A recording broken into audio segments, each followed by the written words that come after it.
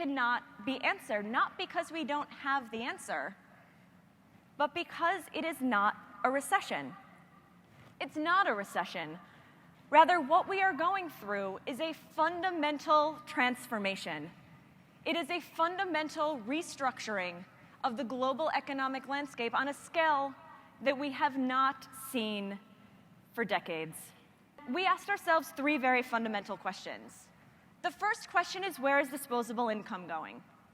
The second question is, where are jobs being created?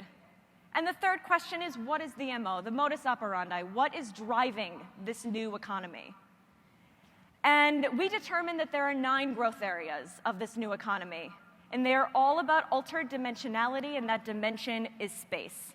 But everything is just getting faster and faster, and we need to know how to value time. If you think of what a luxury is, and I go back to the economic equation that I laid out, time is the new luxury proposition. And again, knowing how to leverage this is going to be critical. But we are learning so much more now through neuroimaging, through brain research, about what makes us tick, what makes us who we are. This is giving rise to something called neuroeconomics, and we're going to be hearing a lot more about neuroeconomics in the coming years. This is the study of really how things resonate in our brains. How does brand labeling architecture resonate in our brains? How do colors resonate in our brains? This is a study of semiotics, the study of color, symbols, images, how that resonates on a more visceral level. The future is going to happen with or without you. That is the one certainty. It's going to happen. Change is going to happen whether you like it or not.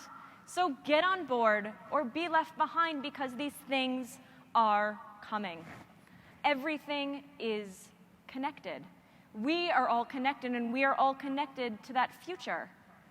So for all of you, I want you to use your imaginations to take you on a journey into that future, the one that you want to create and design for yourselves. We are living at a time, at the edge of wonder, a time when reality and fantasy are colliding more and more each day. What's your take on 4D printing? It's so exciting when you think about the fourth dimension being time and overlaying that in terms of what's happening with 3D printing. I think one of the most exciting areas for me is when you marry it with some of the things that you were talking about, Piers, in the health space. If we have the ability to 3D print smart nanobots that can be directly put into the body and have the ability to self-replicate on their own, this could undoubtedly usher in an entirely new era of smart pharmacology, personalized medicine. When you look to a far-out future, that starts becoming very interesting. And this is green to blue space. So let's rewind and take each part of this on its own. Doing green is now expected. No company, no product, no service, nobody can gain a leverageable competitive advantage anymore by just doing green, because it's expected. In order to play today, we have to do green. And so many consumers are trying to do green. They're purchasing their organic food, their solar light bulbs, their reusable bags. It is now fully permeated mainstream consumer consciousness. So no company can gain that competitive advantage. They have to migrate up. As I said, in terms of the evolution of economies, they have to migrate up to the next value proposition. So when we move to doing green to being green, the game changes a little bit. And being green is really the goal.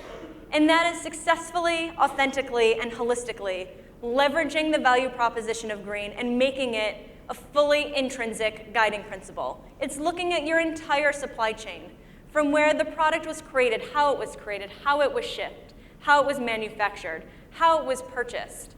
All of those things in this much more holistic framework.